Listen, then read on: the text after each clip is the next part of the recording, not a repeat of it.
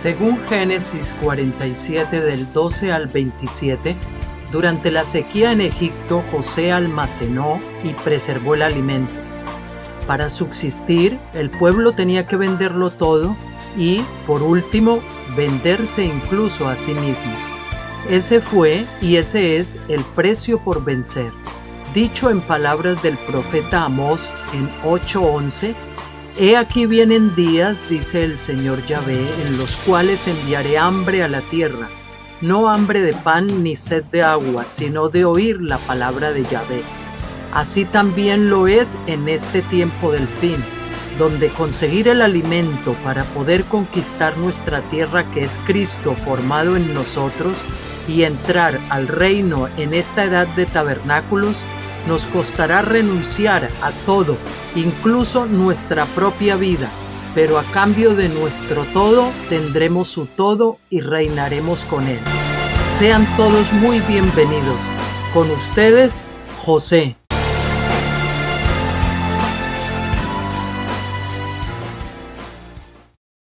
Hola a todos, de nuevo con ustedes, José. Seguramente que el Señor les ha traído a todos con bien hasta hoy. Y nada, vamos a continuar con el audiolibro Finisterre al borde del Jordán. El día de ayer terminamos el primero de los testigos, que saben que era de la interpretación de la visión de las dos matas, que eran la incredulidad y la murmuración, y que impedían el acceso a ese campo de labranza.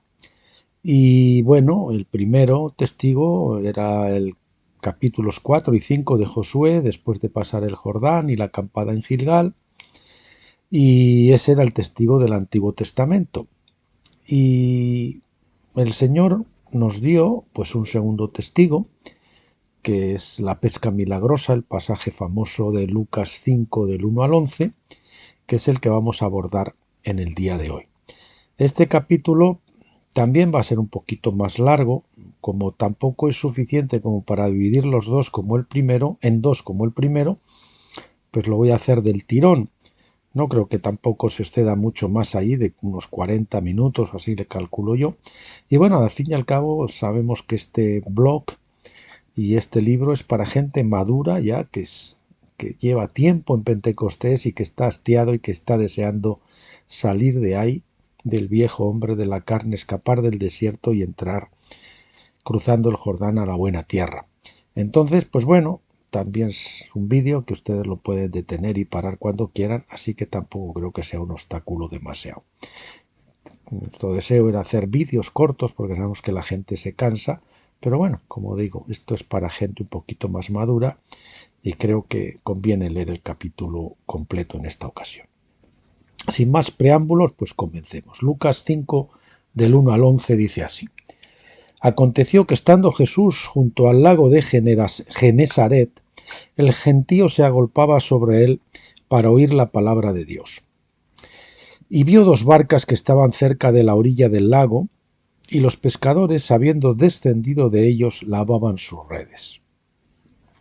Y entrando en una de aquellas barcas, la cual era de Simón, le rogó que la apartase de tierra un poco, y sentándose, enseñaba desde la barca a la multitud. Cuando terminó de hablar, dijo a Simón: boga mar adentro y echad vuestras redes para pescar. Y respondiendo Simón le dijo: Maestro, toda la noche hemos estado trabajando y nada hemos pescado, mas en tu palabra echaré la red. Y habiéndolo hecho, encerraron gran cantidad de peces, y su red se rompía.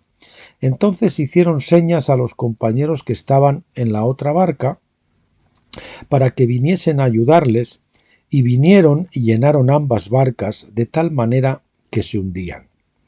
Viendo esto, Simón Pedro cayó de rodillas ante Jesús diciendo: Apártate de mí, Señor, porque soy hombre pecador. Porque por la pesca que habían hecho el temor se había apoderado de él y de todos los que estaban con él. Y asimismo de Jacobo y Juan, hijos de Zebedeo, que eran compañeros de Simón. Pero Jesús dijo a Simón: No temas, desde ahora serás pescador de hombres. Y cuando trajeron a tierra las barcas, dejándolo todo, le siguieron.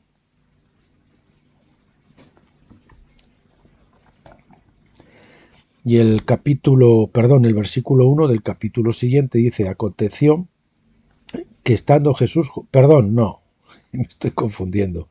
Dice, vamos allá ahora con el desglose, con el estudio de versículo a versículo, desglosando la situación.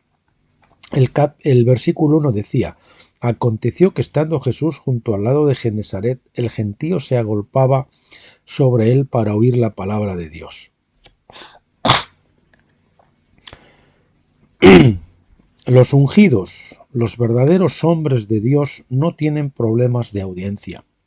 La gente los persigue y los busca, se pegan por estar lo más cerca posible de ellos para escucharlos. Como ocurriera con el Señor, son hombres que como sal provocan sed y como luz destellan y atraen. Los no ungidos y los autonombrados pero no enviados recorren kilómetros, emplean las mejores técnicas de mercadeo, de marketing y toda parafernalia externa para tratar de ocultar o sustituir la vaciedad interior. ¿Desde cuándo el marketing puede suplantar la vida y el poder de Dios? ¿Qué es lo que se pretende ganar? ¿Adeptos o almas? Enfatizamos: emplean las mejores técnicas de mercadeo y toda una parafernalia externa para tratar de ocultar o sustituir la vaciedad interior. ¿Desde cuándo el marketing puede suplantar a la vida y el poder de Dios?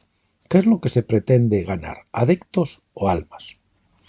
Algunos ahora hasta dan bocadillos y algunas otras cosas, provocando de antemano que la gente los siga para llenar su barriga y no por hambre espiritual. Me seguís porque habéis comido, les dijo el Señor a algunos en Juan capítulo 6 versículo 26. Tuvo que decirles Jesús a los que le seguían tras el milagro de los panes y los peces: ¿amamos a Dios o solo sus bendiciones? ¿Buscamos su rostro o solo sus manos? Sin embargo, en esta ocasión no hubo bocadillos, pero dice el texto que la gente se agolpaba para oír la palabra porque tenían hambre y sed de Dios, igual que ocurrió en el milagro de los panes y los peces antes de que fueran saciados, porque ellos no sabían que de postre vendrían los sándwiches.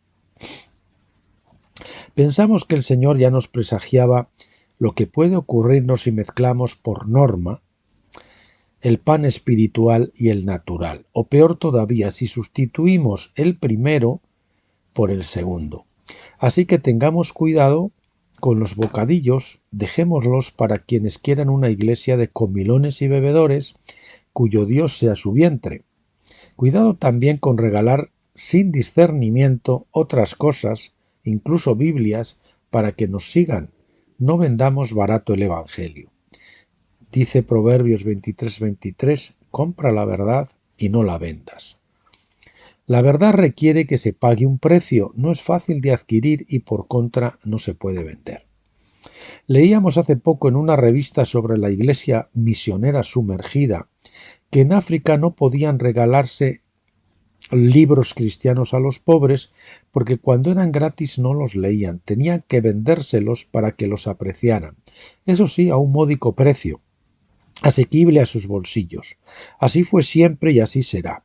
Solo apreciamos lo que nos cuesta porque todo lo que vale tiene un precio. Por otra parte, el Señor nos dice que demos gratis lo que recibimos de gratis, por lo que deberemos tener discernimiento según los casos. Por otra parte, el Señor nos dice, y vio dos barcas que estaban, segundo versículo, y vio dos barcas que estaban cerca de la orilla del lago, y los pescadores, habiendo descendido de ellas, lavaban sus redes. Nota, vemos aquí por un lado al Señor paseando por el lago y a los apóstoles por otro lado afanados en sus quehaceres.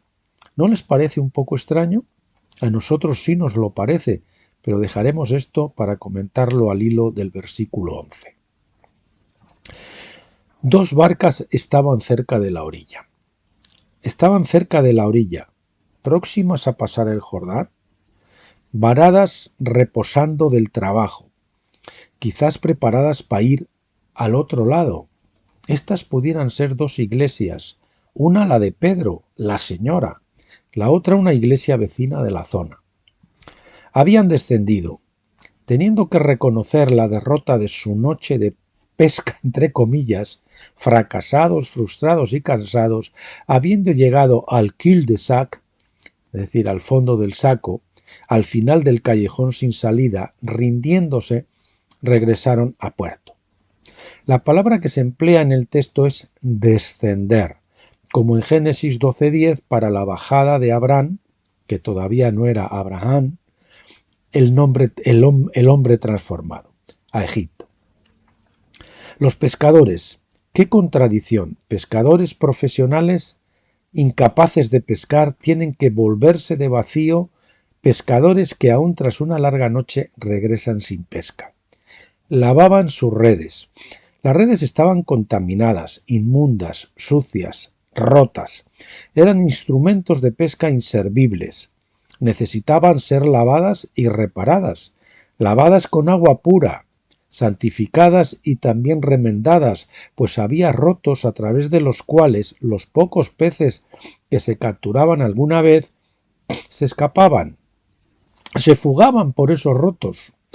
Marcos 1:19. Además, lo hacían llevándose tras de sí algunos de los peces que ya estaban en la barca. Eran redes cual cisternas rotas que no pueden retener el agua. Esas parecen las barcas en la actualidad, nuestras barcas. Jeremías capítulo 2, versículo 13. Esta tarea de lavar y remendar las redes es un trabajo que no puede hacerse en el mar durante la faena, en medio de la brega, sino solamente en tierra con la barca varada. No puede hacerse de otra manera por mucho que la impaciencia nos quiera empujar a pescar ya sin perder el tiempo, perder entre comillas, lavando las redes y arreglando los aparejos. Enfatizando, lavar y remendar las redes es un trabajo que no puede hacerse en el mar durante la faena en medio de la brega, sino solamente en tierra con la barca varada. ¿Cómo están tus redes, señora? ¿Están viejas, gastadas y rotas? ¿Es tu cebo sugestivo y atrayente o tiene ponzoña? ¿Son atractivos para los peces tu barca, tus redes y tus aparejos? ¿Buscas el liderazgo con subterfugios? ¿Por qué cuando lanzas tus redes no se llenan de peces? ¿Quién te está siguiendo? ¿Quién te reconoce? ¿A quién obedeces? Versículo 3. Y entrando en una de aquellas barcas, la cual era de Simón, le rogó que la apartase de tierra un poco, y sentándose enseñaba desde la barca a la multitud. Permiso. Y entrando en una de aquellas barcas, esto nos recuerda aquello de yo estoy a la puerta y llamo, si alguno abre, entraré. Apocalipsis 3:20. En Apocalipsis 3:20 el Señor llama a la puerta de la iglesia y dice si alguno, porque Él ya sabe que es un mensaje que no va a escuchar la mayoría de la iglesia, que es una iglesia que lo ha botado fuera a Él. El Señor está fuera tratando de entrar a su casa y no le dejan y no le abren. Y sabe que alguno, quizás individualmente por ahí, que aspira a ser vencedor, pues le va a abrir. A ese le invita a cenar, a tener comunión íntima con Él. Menos mal que en esta ocasión Simón le dejó entrar y sentarse. Había dos barcas y el Señor tuvo que elegir una, y parece que fue la del pescador, entre comillas, porque no pescaba mucho, más celoso y aguerrido, tozudo y obstinado en pescar, eso sí, del club de Frank Sinatra, es decir, a mi manera. Él pescaba a su manera. Le rogó que la apartase de tierra un poco. Santifica tu iglesia un poco, quizás baste subir a un simple collado y no haga falta un gran monte. ¿Estás dispuesto a ello, Simón? Y sentándose enseñaba. Quizás al ansioso y estresado Simón le irritaría aún más tanta parsimonia, pues le venía como a contrapelo. El que antes paseaba mientras ellos faenaban afanados se sube a la barca, pero no para pescar, sino que se sienta. Imaginamos a Simón atacado de los nervios, viendo a Jesús relajado y sentado, mientras Solo él, pobrecito, se preocupaba, solo él tenía carga por la obra. ¿No le recuerda esto a Marta, la hermana de Lázaro? Cuando María, su hermana, se sentaba tranquila a escuchar al Señor, haciendo a un lado todo lo demás. El Señor enseñaba, preparaba a la gente, no fue una predicación evangelística. El Maestro hablaba para los suyos, para la Iglesia. Tal vez se dirigiera más a los de las barcas que a la multitud. Sentándose enseñaba. Lo hacía tranquilo, relajado, sin gritar, sin combinar, sin manipular, porque no es con ejército ni con fuerza. Zacarías 4:6. Se puede arrastrar una cuerda desde el frente cuando tiramos de ella, pero si la empujamos desde atrás, la cuerda se arrugará. Así nos pasa a nosotros. Creemos que en esta escena tenemos de nuevo los cuchillos de Josué en acción, rasgando los corazones incircuncisos que ya estuvieran prestos para la santificación. Versículo 4. Cuando terminó de hablar, dijo a Simón: boga mar adentro y echad vuestras redes para pescar. Cuando terminó de hablar. He aquí el kit de la cuestión. Cuando terminó de hablar, no antes, solo después que los cuchillos afilados hicieron su trabajo. Es solo cuando el Señor termina de hablarnos y nos da la orden, no antes, que debemos salir a faenar. Lucas 10:42. Enfatizando, es solo cuando el Señor termina de hablarnos y nos da la orden, no antes, que debemos salir a faenar. Mientras Job y sus amigos siguieron argumentando, Dios callaba. Él esperó incluso a que el sabio y prudente Eliú, que se mantuvo callado tanto tiempo sin intervenir, callara también, y entonces habló. Mientras no se hiciera silencio y mientras el Señor no terminara de hablar, la barca debió estar quieta, varada en la playa, eso sí, en la orilla, presta para zarpar tan pronto como el Maestro diera la orden. Fue inútil haber salido antes, sería inútil hacerlo ahora. Hasta que el Señor no acabe de decir todo lo que tiene que decirnos, aunque salgamos, no pescaremos, solo golpearemos al aire. Hasta que el Señor no nos diga claramente: hoy he quitado el oprobio de vosotros, estáis pisando tierra santa, estáis listos. Hasta entonces tenemos que estar quietos, parados todos. Tenemos aquí el cuando acabaron de circuncidar a todos de Josué 5:8. Boga mar adentro. Ahora sí podréis remar. Ya están reparadas las redes, ya tenéis mis instrucciones claras y precisas. Ahora sabéis qué hay que hacer, cómo hacerlo, cuándo hacerlo y a dónde dirigiros. Ahora el capitán sí está en la nave y ha trazado un rumbo claro. Bogar sin rumbo es ir a ninguna parte, es perder el tiempo para volver de vacío si se puede o si se sabe. Echad vuestras redes, limpias, transparentes, reparadas, es decir, santificadas y sanadas, de seguro servirán para hacer una buena pesca. Ahora sí no serán impedimento para los peces, ahora sí los que entren no se escaparán por los rotos. Para pescar. Gloria a Dios. El Señor nunca tiene dudas. Él no dice para ver si por casualidad pescáis algo. No, Él ordena, pues conoce de antemano el resultado. Es omnisciente. Cuando Él nos mande salir a pescar, pescaremos. Lo que implica que si estamos saliendo y no se está pescando, es que Él no nos mandó salir y lo estamos haciendo por cuenta propia. Esta es mi palabra segura que sale de mi boca, no volverá a mí vacía, sino que hará lo que yo quiero y será prosperada en aquello para que la envíe. ¿Cuánto nos cuesta entender que si estamos evangelizando, entre comillas, y no pescamos, es que el Señor no está con nosotros? Enfatizamos, si estamos saliendo y no se está pescando, es que Él no nos mandó salir y lo estamos haciendo por cuenta propia. Versículo 5. Respondiendo Simón le dijo: Maestro, toda la noche hemos estado trabajando y nada hemos pescado, mas en tu palabra echaré la red.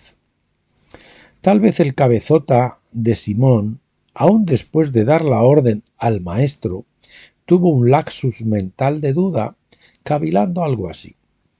Pero ¿quién se creerá que es este sábelo-todo? ¿Querrá darme lecciones a mí, el titán del lago, un jovenzuelo que de la Torá lo sabrá todo, pero de pescar nada de nada? ¿Yo que llevo toda la vida en el oficio, seré instruido por un pescador neófito? ¿No será mejor si no hago caso y sigo pescando a mi manera? A Dios gracias que el impulsivo Pedro, quizás mordiéndose la lengua, esta vez no se atrevió a decir lo que pensaba. Y aún dudando del maestro, contestó comedidamente: Maestro, toda la noche hemos estado trabajando y nada hemos pescado. Incredulidad y murmuración contra el Señor. Vemos aquí.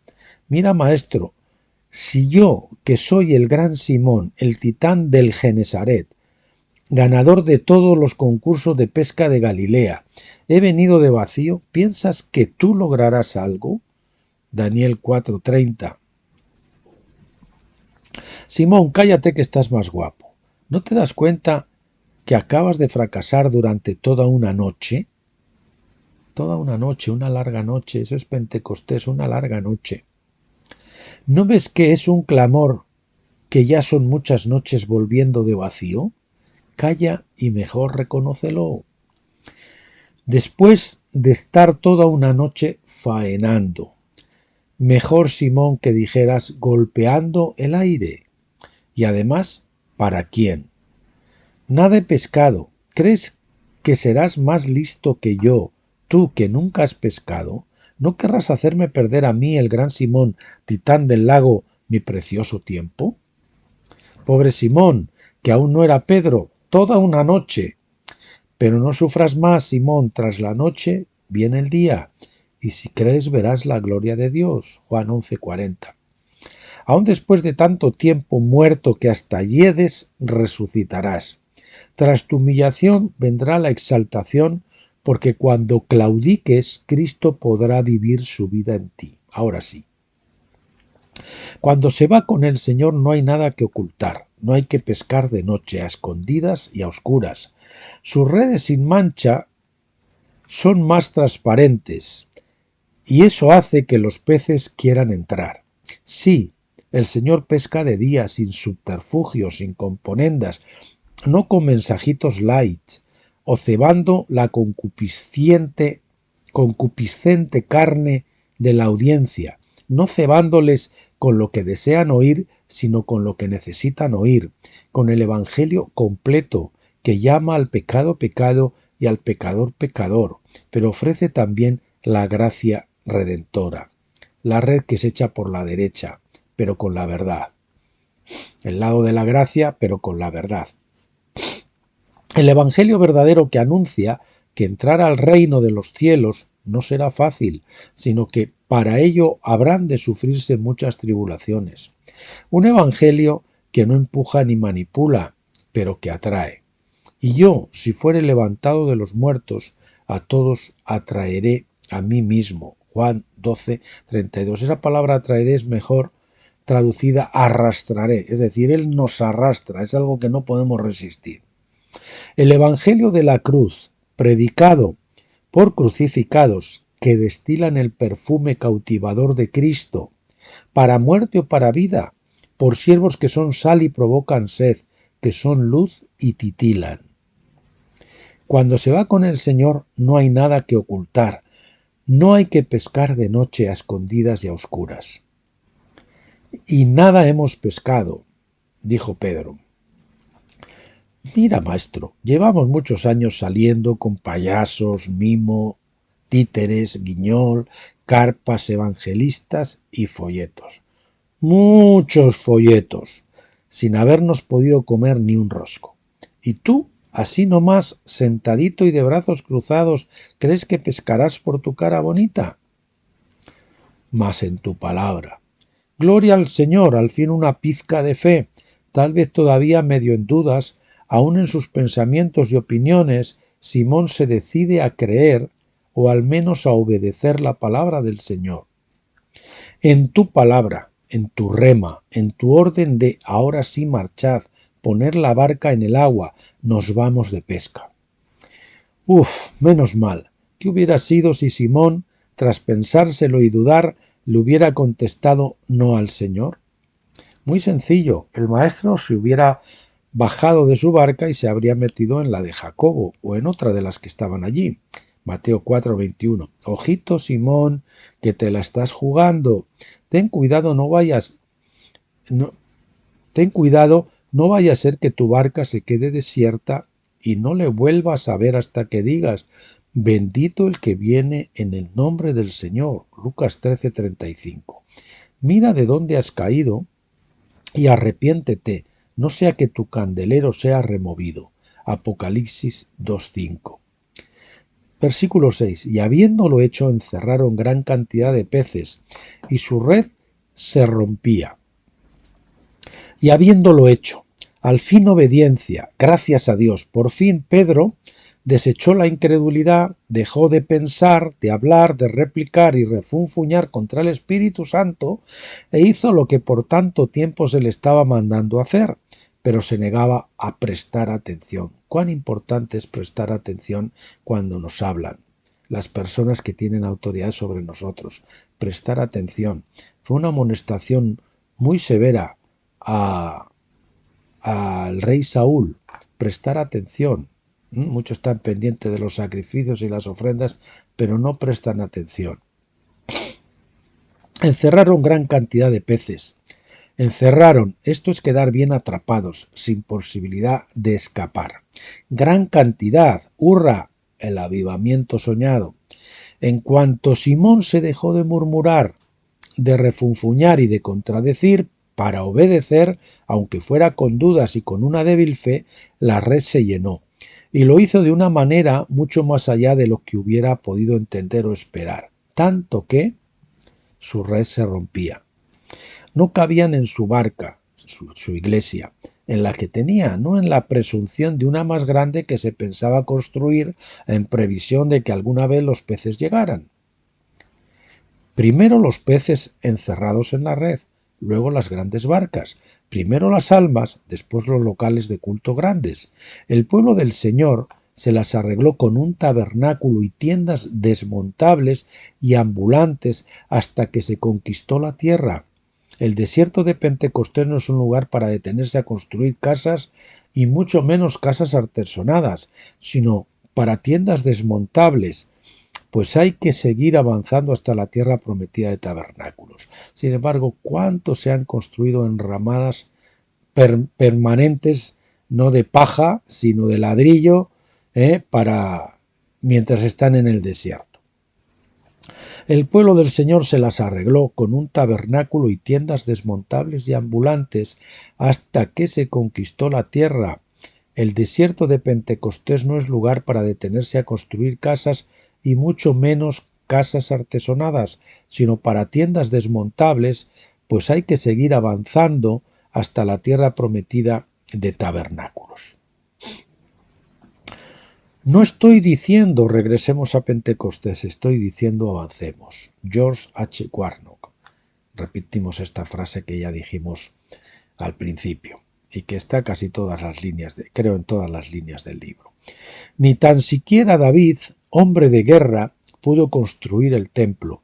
Tuvo que venir un hombre de paz, Salomón, para que pudiera ser levantado. Aprendamos pues la lección. Primero nos rendimos, se acaba la guerra en el corazón, se deja de luchar, luego se construye el templo y Él vendrá y se nos manifestará, llenando ese templo. No empecemos la casa por el tejado. Las piedras del templo de Salomón debían ser talladas en la cantera. Solamente cuando estuvieran terminadas podrían ser ensambladas en su lugar en el templo, donde no se debía escuchar el alboroto de los martillos, solo tranquilidad y sosiego. Cuando nosotros estemos en tranquilidad y sosiego, nuestra piedra podrá ser puesta en el lugar que le corresponde en el templo de la Nueva Jerusalén. No en el tercer templo que algunos creen que va a ser el templo definitivo en Jerusalén y que no sé si se construirá. Probablemente no, pero que si se construye será derribado. Porque el tercer templo no es el de piedras, el tercer templo lo somos nosotros, los creyentes. la Nueva Jerusalén. Entonces, dice el versículo 7, entonces hicieron señas a los compañeros que estaban en la otra barca para que viniesen a ayudarles, y vinieron y llenaron ambas barcas de tal manera que se hundían. Entonces, en ese tiempo y no antes, solo cuando la propia red se rompa o esté por romper, pensaremos en otro local de culto. Llenemos primeramente la barca hasta la bandera. Empecemos por el principio, que los peces estén primero en la red y luego busquémosles acomodo en barcas más amplias y no al revés.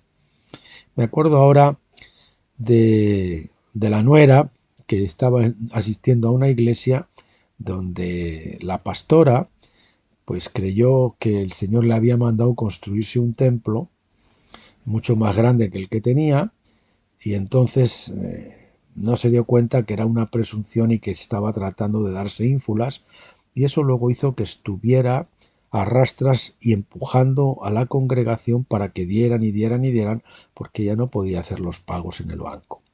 No sé cómo ha acabado esa historia, pero supongo que no habrá acabado muy bien.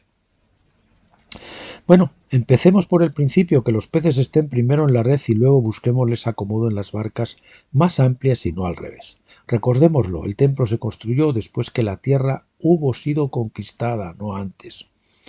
El templo se construyó después que la tierra hubo sido conquistada. De tal manera que se hundían, no entraba ya ni un alfiler. Apuremos hasta ahí, aguantemos hasta que la señora reviente de servicios a la mañana, a la tarde y a todas horas.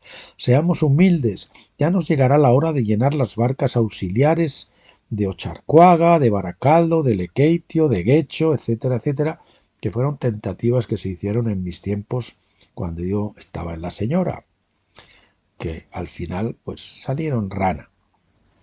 Tal vez esa otra barca pueda ser una iglesia de la zona o el nuevo local que se quiere preparar, pero recordemos, hermanos, primero llenar la señora y luego hacerle guiños al local de la calle Maurice Ravel.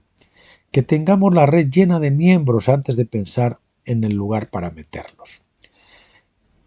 Versículo 8. Viendo esto Simón, Pedro, cayó de rodillas ante Jesús, diciendo: Apártate de mí, Señor, porque soy hombre pecador. Viendo esto, la obediencia en fe trae la visión.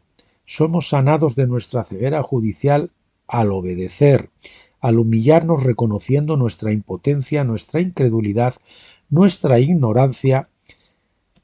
Como dice segundo de Crónicas 7:14, el texto tan conocido, si se humillare mi pueblo, entonces, puntos suspensivos, sanaré su tierra. La obediencia en fe trae la visión, somos sanados de nuestra ceguera judicial al obedecer, enfatizamos. Simón Pedro cayó de rodillas ante Jesús. A la tercera va la vencida. En los versículos 3 y 5 solo eras digno de ser llamado Simón, pero después de obedecer sí mereces tu nuevo nombre, Pedro, el Simón transformado. Simón ha muerto, viva Pedro, aleluya.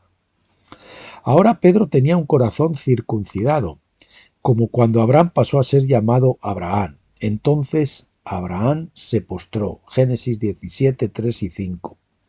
La nota decía: probablemente esa no fuera la circuncisión del corazón de Pedro, sino un fuerte encuentro con la autoridad de Jesús, uno de esos mazazos que dejan a uno anonadado y que sin duda nos marca de alguna manera. O como cuando Jacob venció al Señor en Peniel. Ser derrotados, ser doblegados por Dios es vencer, para dar paso a Israel, el príncipe de Dios, que reconoce la soberanía de Dios.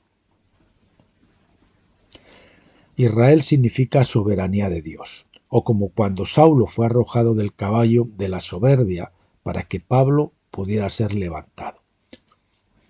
Señor mío y Dios mío, dijo Tomás, ¿por qué has visto has creído, Pedro? Dichosos los que creen sin haber visto. Juan 20:29. Hasta Pedro tuvo que ver para creer.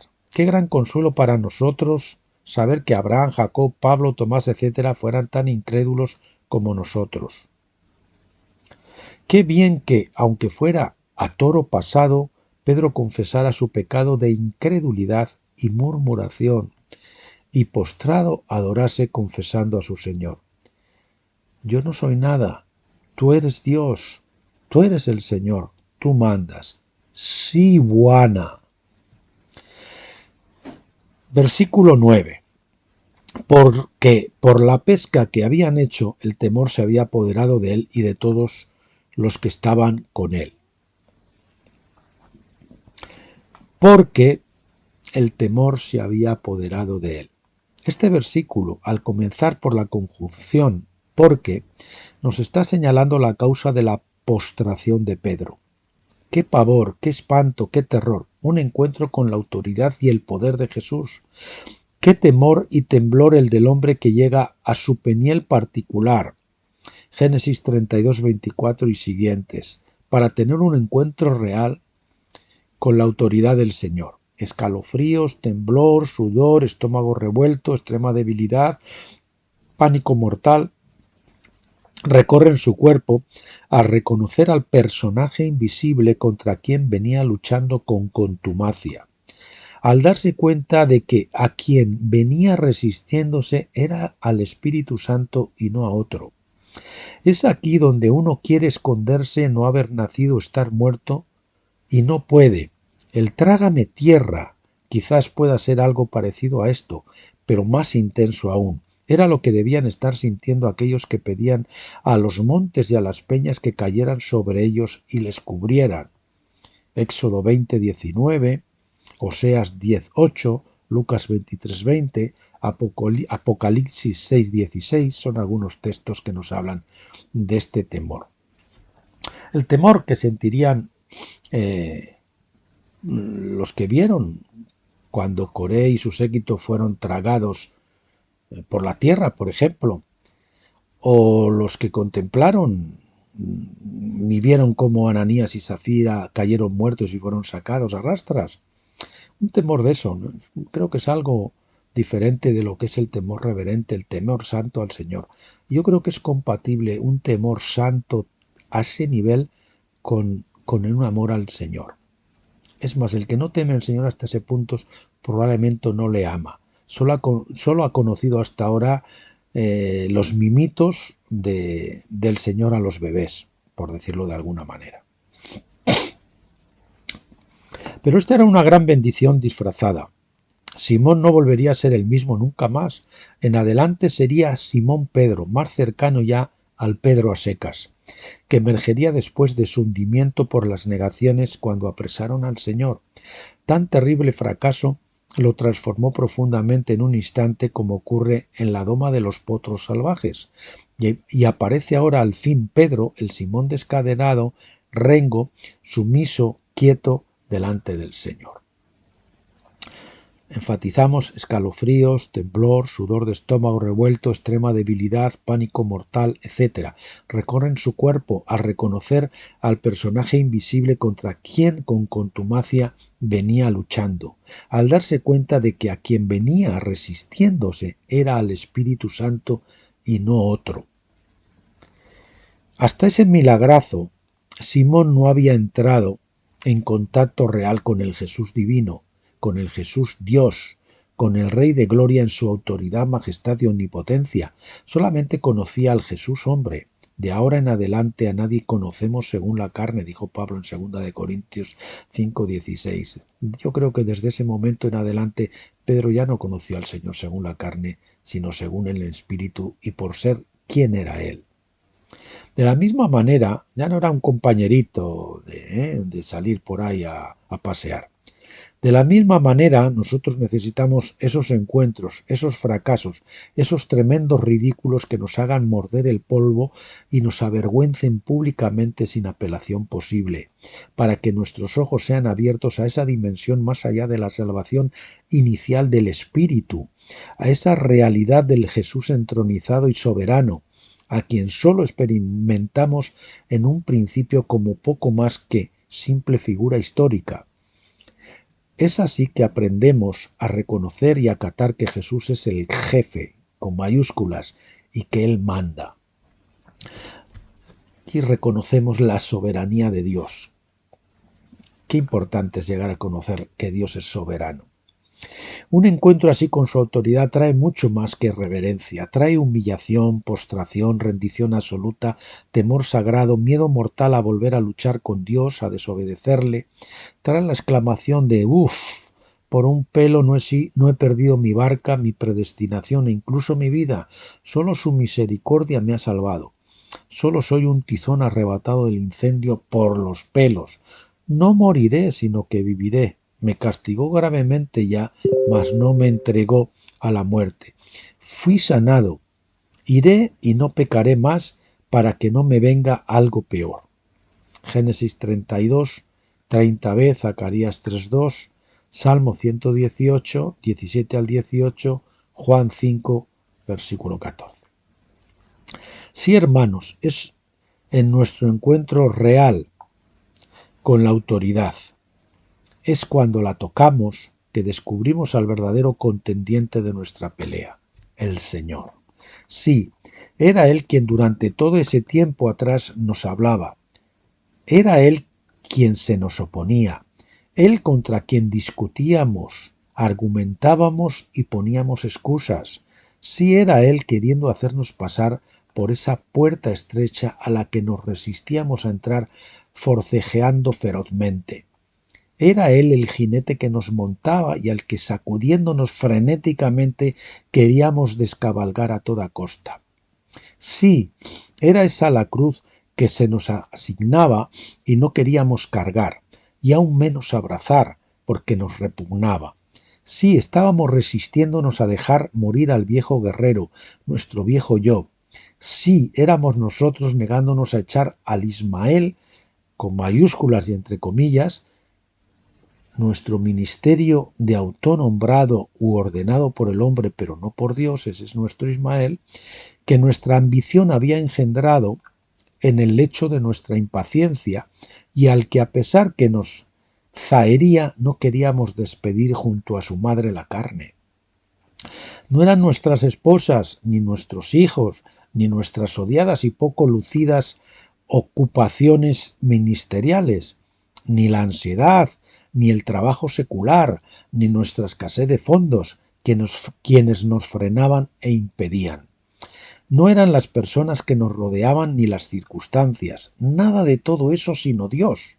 No eran las situaciones que el Señor no hacía nada por cambiar y que obstinadamente queríamos evadir en lugar de someternos a ellas. No era la falta de poder ni de medios, ni que no fuera su tiempo, aunque nuestra ceguera no quisiera reconocerlo. No, no era nada de todo eso, sino el ángel de Yahvé cerrándonos el paso como lo hiciera con Balán, apretando nuestro pie contra el muro, Números 22-25, y a pesar de que sentíamos esa fricción, no éramos capaces de volvernos y dar marcha atrás, para tratar de impedirnos llegar al lugar que nunca debíamos haber ido. Por eso el Señor se nos oponía. La fricción en el caminar no es de Dios. Me gusta decir que la vida en la carne es con calzador y la vida en el espíritu es con vaselina.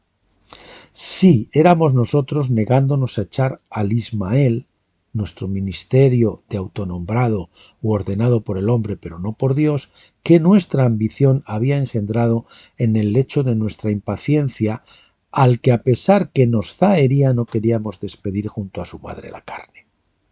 La vida en la carne es con calzador, la vida en el espíritu es con vaselina. Recuerden eso. Quizás queríamos ayudar a Dios a cumplir la promesa que nos hizo, ayudarlo a hacer su obra. Sin embargo, ahora ya sabemos que Dios se basta solito para cumplir lo que promete y que solo Él hace sus obras. Es más, no acepta obras que no sean suyas, por muy buenas que a nosotros nos parezcan.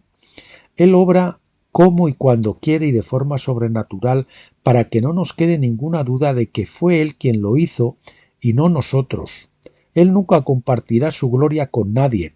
Solo ha estado esperando a que agotáramos nuestras fuerzas y retiráramos nuestras manos del asunto, de nuestras vidas, para que sentados, quietecitos, en reposo y en descanso, pudiéramos contemplar, resaltado en negrita, contemplar, esa es la vida contemplativa que tenemos que llegar, una vida práctica por otra parte, al Dios de toda majestad y toda gloria, cumpliendo sus propósitos sin el baldón del concurso de nuestras ayuditas, entre comillas, esas metidas de nuestras manos que siempre abortaban los milagros que Él estaba gestando para nuestras vidas. ¿No te ha pasado cuántas veces has metido la mano y luego te has dado cuenta de que abortaste el proceso que Dios estaba llevando a cabo y que hay que comenzar otra vez desde cero? Pues eso es lo que hacíamos. Contemplar al Dios de toda majestad y toda gloria cumpliendo sus propósitos sin el baldón, la ofensa del concurso de nuestras ayuditas, las metidas de nuestras manos que siempre abortaban los milagros que Él estaba gestando para nuestras vidas. Versículo 10. Y asimismo de Jacob y Juan, hijos de Zebedeo, que eran compañeros de Simón. Pero Jesús dijo a Simón: no temas, desde ahora serás pescador de hombres. No temas. Cuán misericordioso es el Señor. Sabe que nuestro encuentro real con Él nos derrite cual mantequilla, nos hace temblar como niños aterrorizados, pero eso no se demora en tocar, por eso no se demora en tocarnos y decirnos: no temas.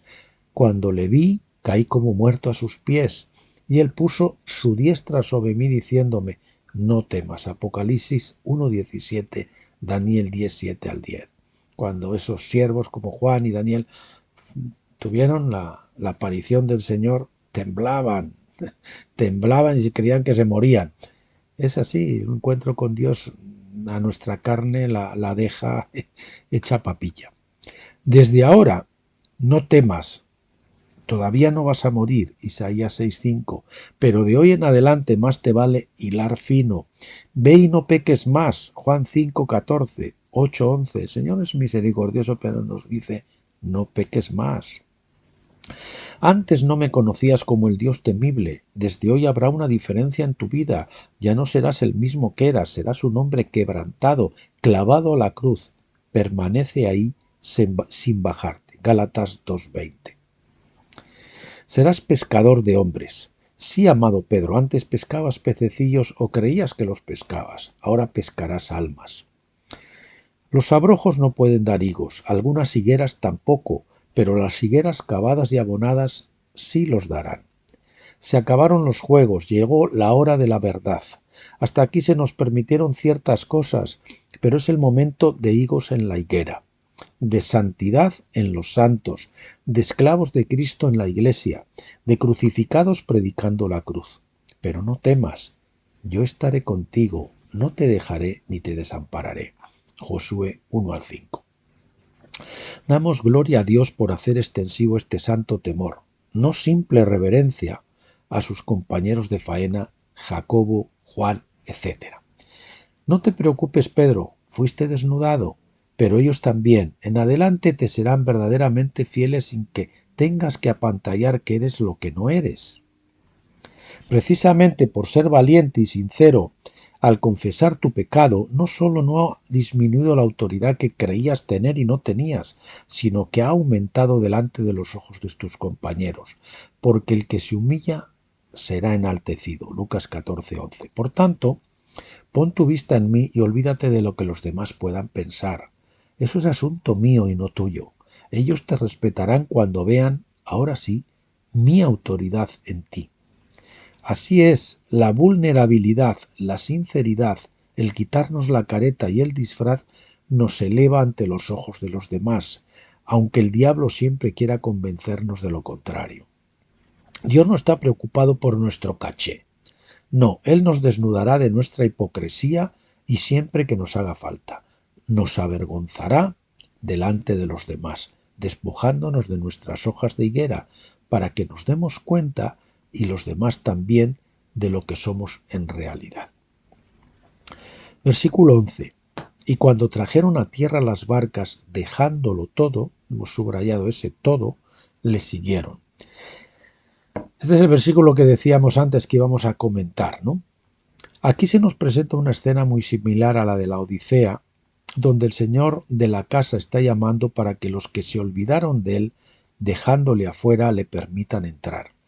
También muy parecida a la escena del final de los episodios de los Picapiedra, donde Pedro Picapiedra porrea la puerta y grita a su esposa Vilma para que le deje entrar a su propia casa, de la que su propio gato le acaba de echar.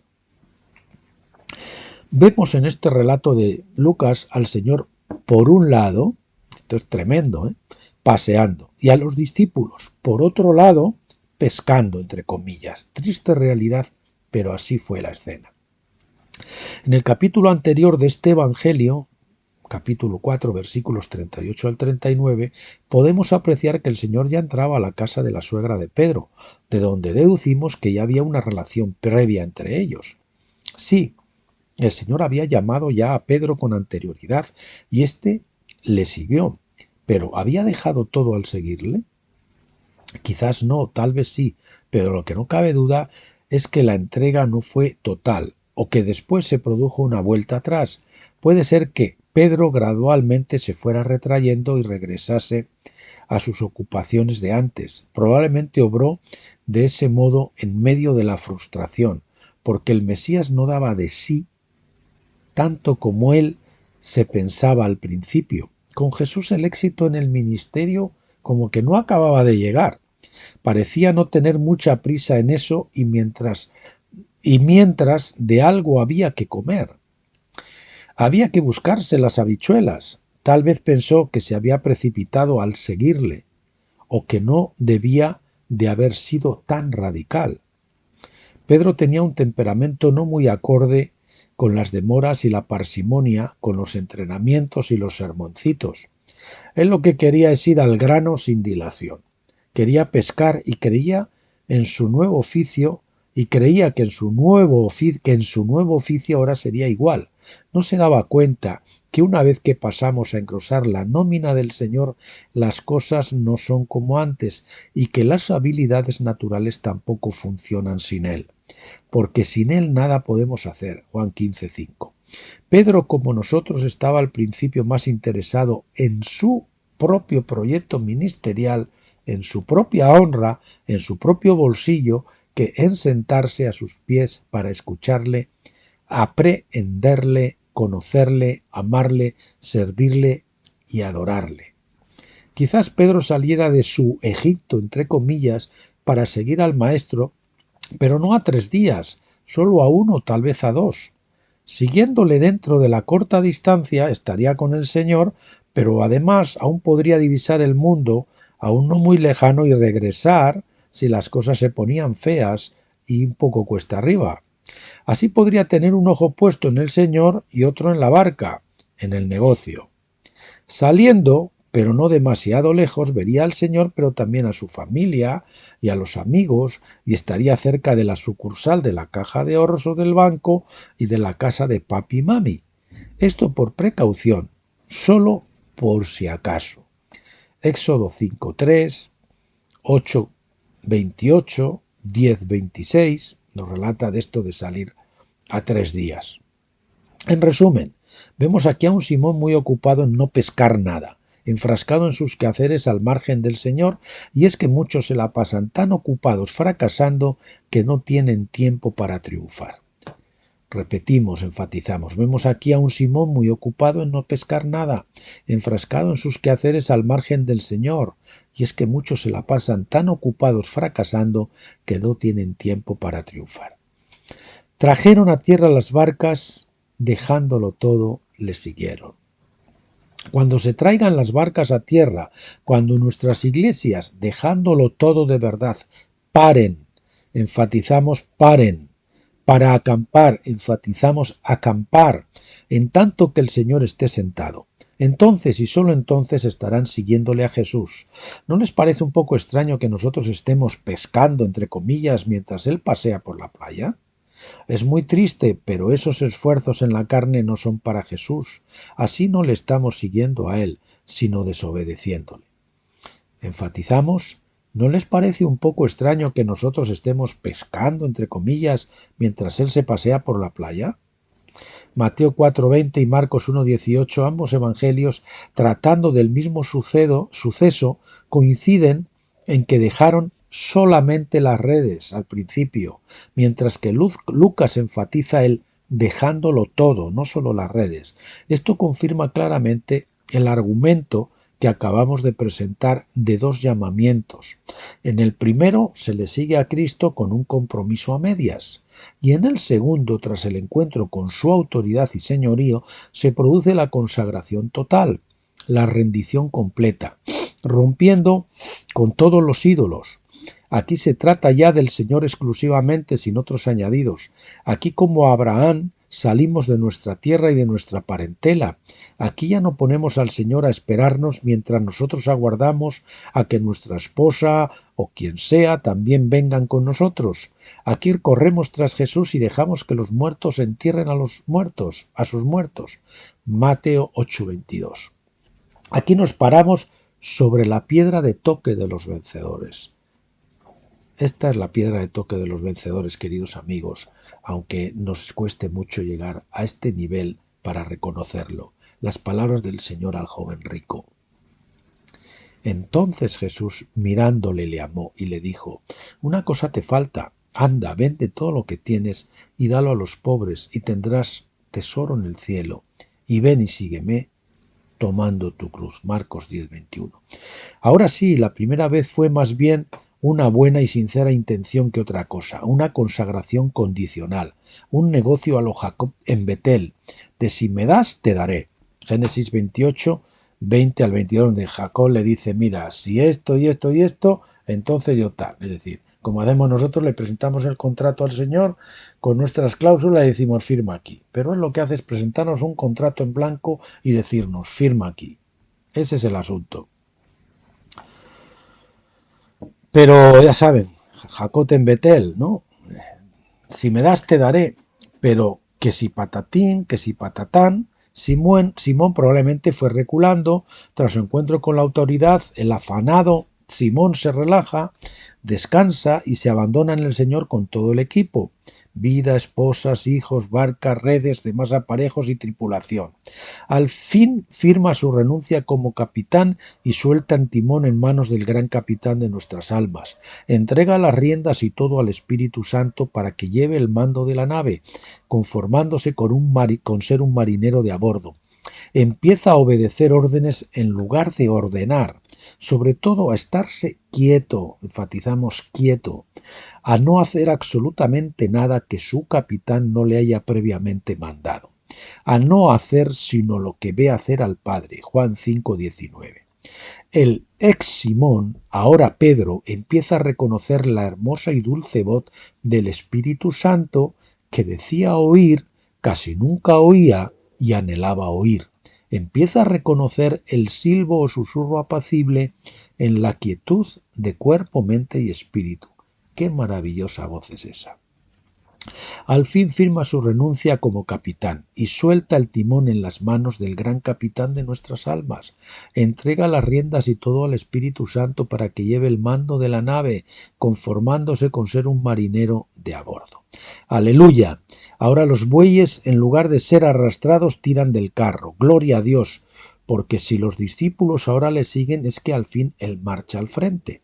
Ya no se le adelantan a intentar pescar, en negrita intentar pescar, sino que ahora le siguen para pescar, en negrita para pescar. Por fin la nube santo vuelve a dirigir la mancha, esa nube que mientras ellos hacían díscolos escarceos por su cuenta y riesgo al margen de Dios, siempre estuvo quieta esperándolos en el lugar del desvío. Como dice Apocalipsis 2:5, mira de dónde has caído y arrepiéntete. Regresa al punto del desvío, que aquí estoy sentado esperándote para que retomemos el camino. Al fin se le devuelve la Iglesia al Espíritu Santo. Al fin el tren retorna al cambio de aguja en el que se tomó la vía equivocada y se dejó al maquinista en la estación y se le invita a subir de nuevo a bordo. Por fin al dueño de la Iglesia, que tiene los nudillos de la mano sangrantes por aporrear la puerta de su propia casa, se le deja entrar. Apocalipsis 3:20. Enfatizamos, ya no se le adelantan a intentar pescar, sino que ahora le siguen para pescar. Bien, y aquí hemos terminado. Quedamos con el capítulo 3, que Dios mediante abordaremos el próximo día. Muchas bendiciones a todos. Le pido al Señor que los guarde y los proteja. Hasta entonces, que Dios les bendiga.